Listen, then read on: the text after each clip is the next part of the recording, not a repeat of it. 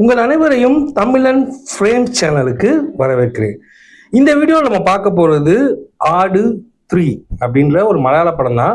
இது ஏற்கனவே theatres release ஆயிடுச்சு. இப்போ Z5ல வந்து தமிழ்ல டப் பண்ணி ஓடிடி ரிலீஸ் பண்ணியிருக்காங்க. ஸோ இந்த படம் எப்படி இருக்கு அப்படின்றத, இந்த படத்தினுடைய ரிவ்யூ அண்ட் டீட்டெயில்ஸை இப்போ நம்ம பார்க்கலாம் வாங்க.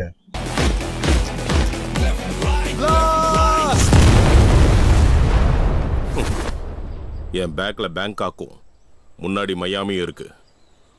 Come to daddy. Baba, no sentiment, no compromise.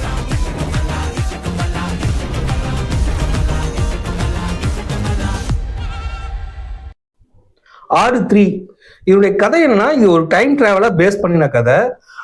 விண்வெளியில இருந்து ஒரு டைம் டிராவல் கல்லோ அது என்னன்னு சரியா நமக்கு ரிவீல் பண்ணல, அது பூமியில இருக்கு. ஸோ வந்து விண்வெளியிலிருந்து வந்துச்சுன்னு சொல்றாங்க, ஆகாசத்துக்கு மேல இருந்து அப்படின்றாங்க. ஸோ விண்வெளியா தான் இருக்கும்னு நினைக்கிறேன். ஸோ அது பூமியில இருக்கும்போது அது கேரளால ஒரு இடத்துல இருக்கு. அதை வந்து அது என்னன்னு தெரிஞ்சு ஒரு 2 குரூப் தேடுறாங்க, அது என்னன்னு தெரியாமலே ஒரு 2 குரூப் தேடுறாங்க. ஸோ வந்து அது அவங்களுக்கு கிடைச்சிச்சா கிடைக்கலையா அப்படின்றதான் இந்த ஆடு 3யோடைய ஃபுல் ஸ்டோரின்னு சொல்லலாம். ஆகாயத்தையும் தாண்டி ஏதோ ஒரு உலகத்தில் இருந்து இது வந்திருக்கிறது.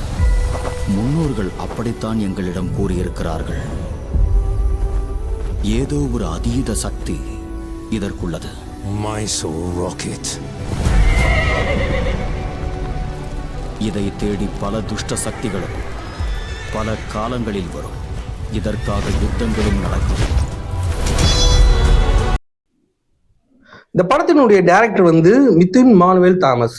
இவர் தான் வந்து 2, 1 இதெல்லாமே டைரக்ட் பண்ணியிருக்காரு. ஸோ இதையுமே அவர் வந்து கொஞ்சம் டீசெண்டாக தான் டைரக்ட் பண்ணியிருக்காருன்னு சொல்லலாம். இல்லை முக்கியமாக சொல்லணும், டெக்னீஷியன்ஸை பற்றி நம்ம சொல்லி ஆகணும். இதை வந்து சினிமா ஃபோட்டோகிராஃபி பண்ணியிருக்கிறது வந்து அகிலன் ஜார்ஜ்.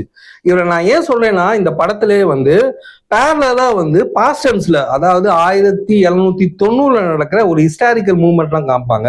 அதெல்லாம் வந்து கேமரா ஒர்க்கு சூப்பராகவே இருந்துச்சுன்னு சொல்லலாம். அது மட்டும் இல்லை, விஎஃப்எக்ஸ் ஆகட்டும், அதாவது கிராஃபிக் டிசைன்ஸ் ஆகட்டும், அந்த ஒரு பெரிய ஒரு கடல்ல வந்து ஒரு ஷிப்பு, ஒரு பெரிய ஷிப்பு வந்துகிட்டு இருக்கும், அதெல்லாம் காமிக்கிறப்ப ரொம்ப ரொம்ப கிராண்டியா இருந்தது. ஸோ வந்து டெக்னிக்கலாவே வந்து இவங்க கரெக்டா பண்ணியிருந்தாங்க. அது மட்டும் இல்லாம எடிட்டர் வந்து லிட்ஜோ பால் பண்ணியிருக்காரு. அவர் ஏன் நான் அவரை ஸ்பெசிஃபிக்கா அவரை நான் சொல்றேன்னா, வந்து லாஸ்ட் கிளைமேக்ஸ்ல பாத்தீங்கன்னா ஒரு ஃபைட் சீக்வன்ஸ் ஒன்று இருக்கும். அது வந்து இப்போ ப்ரெசன்ட்ல நடக்கிறதையும் பாஸ்டன்ஸ்ல 1790 சொல்லியிருந்தேன்ல, ஸோ அங்க பாஸ்டன்ஸ்ல நடக்கிற ஒரு ஸ்டன் சீக்வன்ஸையும் ரெண்டையுமே வந்து கரெக்டா கட் பண்ணி கரெக்டா நம்ம மெர்ஜ் பண்ணி காமிச்சிருப்பாரு.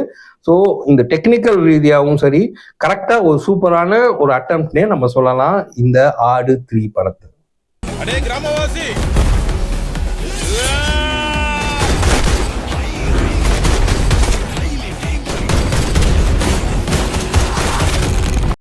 இந்த படத்துல வந்து Jayasurya sir, Indran sir, Vinayak sir இவங்கெல்லாம் வந்து நடிச்சிருக்காங்க.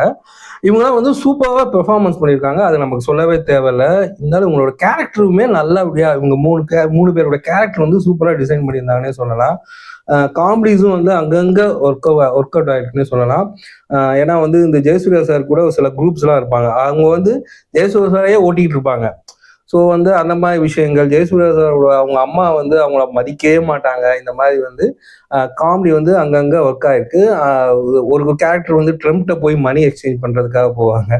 இந்த மாதிரி விஷயங்கள்லாம் வந்து நல்லா இருந்துச்சு. அதே மாதிரி நான் சொல்லியிருந்தேன் ஃபர்ஸ்டே வந்து பீரியட், அதாவது ஒரு ஹிஸ்டாரிக்கல் மூமெண்ட் பீரியட்ல காமிக்கிறது, அதெல்லாம் வந்து அங்க உள்ள டெக்னீஷியன்ஸ் ஒர்க்கும் நல்லா இருந்துச்சு. போட்டியில ஜெயிக்கும் போது கயிறு அறுத்துருச்சு.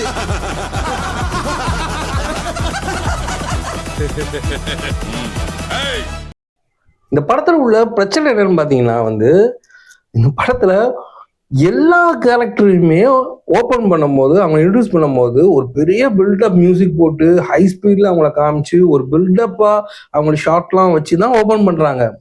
சில சீன்ஸுமே அப்படிதான் ஓப்பன் பண்றாங்க. அது ஏன் எதுக்குன்னு தெரியல. அது ஒரு படத்தினுடைய டைமிங் டியூரேஷனும் இன்னும் ஜாஸ்தியா தான் இருக்குது. அதுல வந்து ஒரு சலிப்புத்தன்மை படுதுன்னே நம்ம சொல்லலாம். இன்னொரு விஷயம் பாத்தீங்கன்னா, இதுல வந்து லாஜிக் மிஸ்டேக்ஸ் நிறைய இருக்கு. காமெடி வந்து நான் ஃபர்ஸ்ட் சொன்னேன்ல, அத மாதிரி சில இடத்துல ஒர்க் அவுட் ஆகுது, சில இடத்துல ஒர்க் அவுட்டாகவே ஆகல. அது எதுக்கு அந்த மாதிரியான விஷயங்கள்லாம் பண்ணாங்கன்னே தெரியல. இன்னொரு விஷயம் பாத்தீங்கன்னா வந்து நான் சொல்லியிருந்தேன்ல, இந்த பீரியட் காலத்துல அதான் அந்த ஹிஸ்டாரிக்கல் அந்த ஒரு ஸ்டோரி லைன் இருக்குல்ல, அதுல வந்து ஜெயசூர்யா வந்து பத்மநாப ராஜான்னு சொல்லி ஒரு ராஜா கேரக்டர் பண்ணியிருப்பாரு. அவர் வந்து பிரிட்டிஷ் கவர்மெண்ட்டுக்கு அடிமையா இருப்பாரு, அவங்களுக்கு டாக்ஸ் கட்டிட்டு இருப்பாரு. இந்த டைம்ல வந்து திப்பு சுல்தானுடைய தளபதி வந்து போர் தொடுத்து வருவாங்க. அந்த கேரக்டர் தான் வந்து விநாயக் பண்ணியிருந்தாரு இங்க பீரியட்ல. ஸோ வந்து அவருக்கு வந்து நான் அடிமையா இருக்க மாட்டேன் அப்படின்னு சொல்லி சில விஷயங்கள்லாம் பண்ணுவாரு. அது ஏன் எதுக்கு அப்படின்ற விஷயங்களும் நமக்கு தெரியல. ஸோ இந்த மாதிரி லாஜிக்கா விஷயங்கள், லாஜிக் மீறல்கள்லாம் ஒரு ஒரு ஃபாரின் லேடி வந்து அந்த டைம் டிராவல் டிவைஸ் தேடிட்டு வருவாங்க. இங்கேயும் வருவாங்க, ப்ரெசன்ட்லயும் வருவாங்க, பாஸ்ட் டென்ஸ்லயும் வருவாங்க. எதுக்கு, அவங்க எப்படி வந்தாங்க அப்படின்ற அவங்களுக்கு ஒரு முன்கதையே கிடையாது. இது வந்து இன்னொன்று படத்துல வந்து ஓப்பனிங்கே வந்து 2370 ஃபியூச்சர் அங்கதான் ஓப்பனே பண்ணுவாங்க. அங்க எதுக்கு ஓப்பன் பண்ணாங்கன்னே தெரியாது. அது ஒரு இன்டர்வல்ல காமிப்பாங்க. ஓப்பனிங் அங்க வச்சிருவாங்க, இன்டர்வல்ல அங்க ஒரு சீன் வைப்பாங்க, கடைசியா கிளைமேக்ஸ்ல ஒரு சீன் வைப்பாங்க. எதுக்குயா இந்த ஃபியூச்சர் 2370 பீரியட காமிச்சிங்கன்னே தெரியல. திடீர்னு பாத்தீங்கன்னா வந்து அந்த டைம் டிராவல் வந்து ஆக்டிவ் ஆகிடும். எப்படி அது ஆக்டிவ் ஆச்சு, யாரு வந்து அதை ஆக்டிவேட் பண்ணா, இந்த விஷயம் இந்த கொஸ்டின்ஸ்லாம் வரும். இதெல்லாம் நம்ம எதுவுமே கேட்கக்கூடாது. ஏன்னா வந்து டு பி கண்டினியூ அப்படின்னு படம் முடியும் போது டு பி கண்டினியூ அப்படின்னு போட்டு இப்போ அது ஒரு ஃபேஷனாவே ஆக்கிட்டாங்க. நமக்கு படம் பார்க்கும்போது நிறைய கொஸ்டின்ஸ்லாம் வருது, ஏன்னு டு பி கண்டினியூ. ஸோ அது வந்து நாங்கள் இதுக்கெல்லாம் வந்து நாங்கள் நெக்ஸ்ட் பார்ட்ல நாங்கள் பதில் சொல்லுவோம் அப்படின்ற மாதிரி நம்ம கடைசி வரைக்கும் நம்மளை வந்து அந்த ஒரு டவுட்ஸோடயே நம்மளை வெளியே வர வைக்கிறாங்க. இது வந்து ஒரு பெரிய டிராபேக். இப்படி பண்ணவே கூடாது. அதாவது அந்த பார்ட்ல வந்து எல்லாத்தையுமே தெளிவாக காமிச்சிடணும். லாஸ்டா ஒரு சீன் வச்சு அதுக்கப்புறமேட்டு டு பி கண்டினியூ போட்டா ஓகே. இதை தெளிவாக நம்ம சொல்லிடணும் ஃபர்ஸ்ட். அதுக்கப்புறமே நீங்க சொன்னா பரவாயில்ல. இதுல நிறைய டவுட்ஸ் எல்லாம் இருக்கிறது. இதுக்கெல்லாம் ஆன்சர் வந்து அடுத்த பார்ட்ல தெரியும் அப்படின்னு இப்போ ஒரு புது ட்ரெண்டா இருக்கு. அது வந்து சத்தியமா நல்லாவே இல்லை. ஸோ வந்து இது வந்து இந்த படத்தினுடைய பெரிய டிராபேக்னே நம்ம சொல்லலாம். அந்த ஆற்றுக்கு நடுவில் நாகத்தான் பாலத்தின் பணிகள் நடக்கின்றன. நாம் ஒவ்வொருவரையாக இந்த கோபுரத்தில் ஏறி நின்று அம்பெய்து கொள்ளலாம். போதும். ஸோ இதான் நேர்களே இந்த படத்தினுடைய விமர்சனம்னே சொல்லலாம். ஸோ வந்து நீங்களும் எங்கள் சேனலுக்கு தொடர்ந்து சப்போர்ட் பண்ணுங்க, சப்ஸ்கிரைப் பண்ணுங்க, லைக் பண்ணுங்க, ஷேர் பண்ணுங்க. முக்கியமாக வந்து நான் எப்படி விமர்சனம் பண்ணுறேன் அப்படின்றத நீங்கள் உங்கள் விமர்சனத்தை கமெண்ட் மூலமாக சொல்லுங்க. அப்போதான் வந்து என்னுடைய தப்பை வந்து நான் வந்து சரி பண்ணிட்டு ஒரு கரெக்டான விமர்சனத்தை நான் உங்களுக்கு சொல்ல முடியும். நீங்களும் இந்த ஆடு 3 படத்தை வந்து ட்ரை பண்ணி பாருங்க, அது எப்படி இருந்துச்சு அப்படின்றதையும் எங்களுக்கு கமெண்ட்ல சொல்லுங்க. So thank you so much. இது வரைக்கும் எங்கள் வீடியோவை பொறுமையாக பார்த்ததுக்கு நன்றியை சொல்லிக்கிறேன். நன்றி, வணக்கம் அண்ட் ஜெய் ஹிந்த்.